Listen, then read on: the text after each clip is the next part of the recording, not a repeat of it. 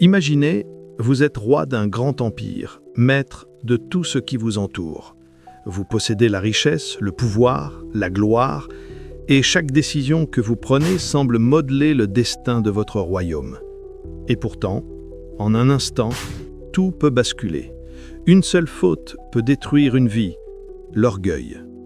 Aujourd'hui, nous allons plonger dans l'histoire de Nebuchadnezzar, roi de Babylone, tel que raconté dans Daniel chapitre 4, pour comprendre comment l'orgueil peut transformer une vie et comment Dieu offre un remède.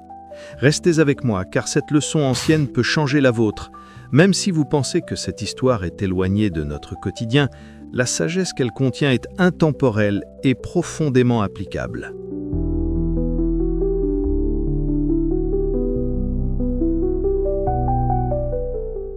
Nebuchadnezzar était un roi puissant, gouvernant l'empire de Babylone avec autorité et grandeur.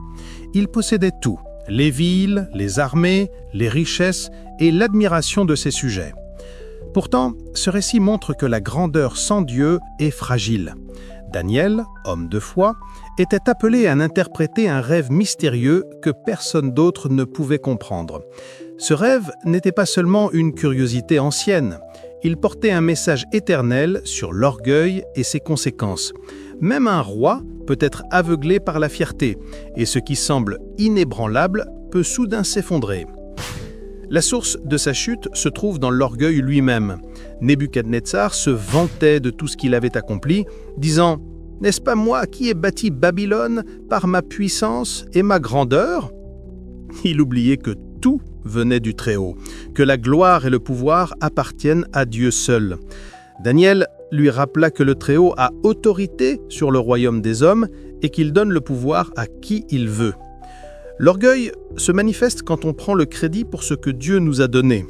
Dans nos vies modernes, cela peut se traduire par l'ego qui prend le dessus, la recherche de reconnaissance personnelle au détriment de Dieu, ou une fierté qui ferme le cœur à la correction.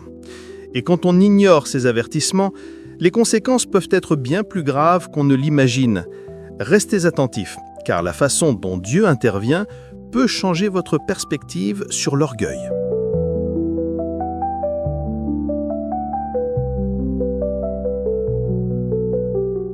La conséquence de cet orgueil fut spectaculaire.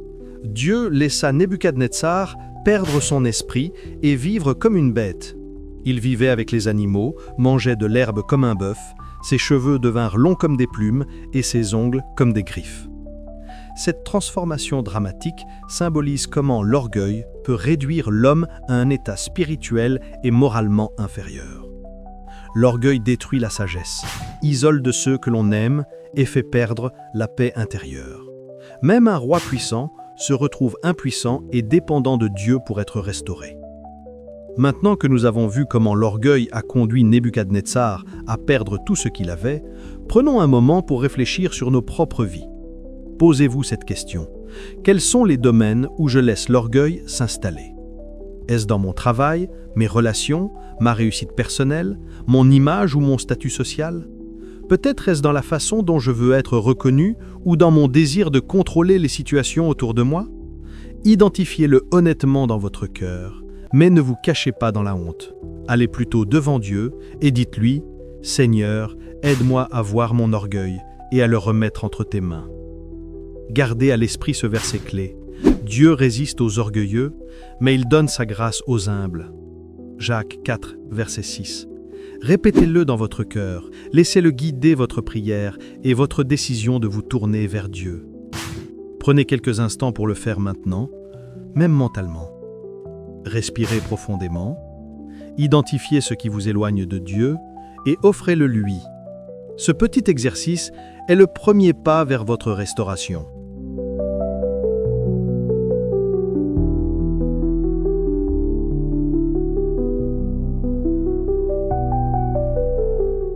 Il est important de comprendre quelque chose de fondamental.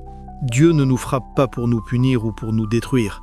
Comme il est écrit dans Hébreux 12, verset 6, « Car le Seigneur corrige celui qu'il aime, comme un père l'enfant qu'il chérit. » Regardez Nebuchadnezzar. Sa chute n'était pas un acte de vengeance divine, mais une manière pour Dieu de le ramener à lui, de lui faire comprendre qu'il n'est pas souverain au-dessus de tout, mais qu'il dépend de Dieu. Ce n'est pas la colère qui le frappe, mais l'amour et la volonté de le sauver. Et nous pouvons voir cela dans nos propres vies. Combien de fois avons-nous été confrontés à des difficultés, des échecs ou des épreuves ?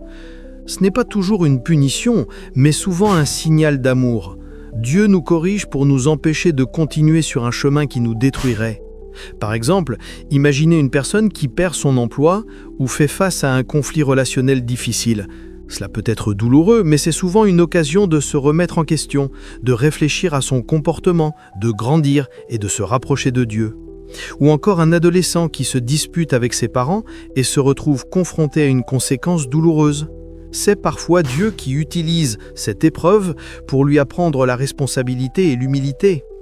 La clé, c'est de comprendre que ces moments ne sont pas là pour nous écraser, mais pour nous guérir, pour nous faire grandir et pour nous ramener sur le chemin de l'humilité et de la dépendance envers Dieu. Si nous regardons nos propres vies avec honnêteté, nous pouvons souvent voir que certaines épreuves ont été des occasions de croissance et de bénédiction. Pourtant, même dans cette profonde humilité forcée, Dieu offrit un remède.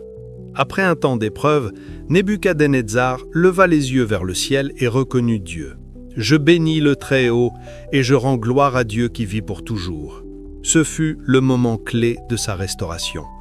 Le remède se trouve dans le fait de lever les yeux vers Dieu, reconnaître sa souveraineté et humilier son cœur. Cette repentance publique et cette adoration sincère transforment une vie. Pour nous aujourd'hui, cela signifie identifier l'orgueil dans nos vies, nous tourner vers Dieu, laisser nos actions refléter sa gloire et écouter ses avertissements avec attention. Ce qui a détruit peut devenir un tremplin vers la sagesse et la paix intérieure. Alors, que pouvons-nous apprendre concrètement de cette histoire ? Premièrement, il faut identifier l'orgueil dans nos pensées, nos paroles et nos actions.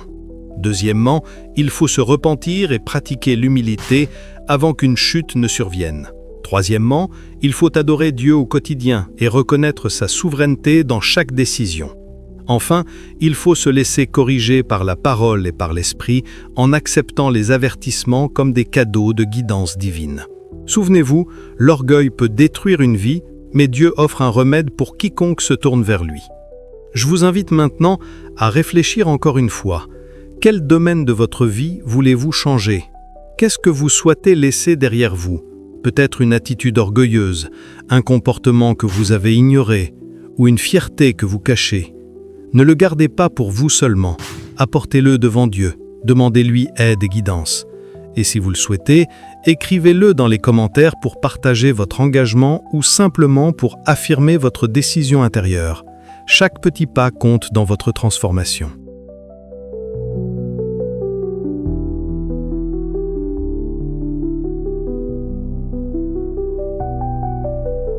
Si ce message vous touche, aimez, partagez et abonnez-vous pour plus de podcasts édifiants.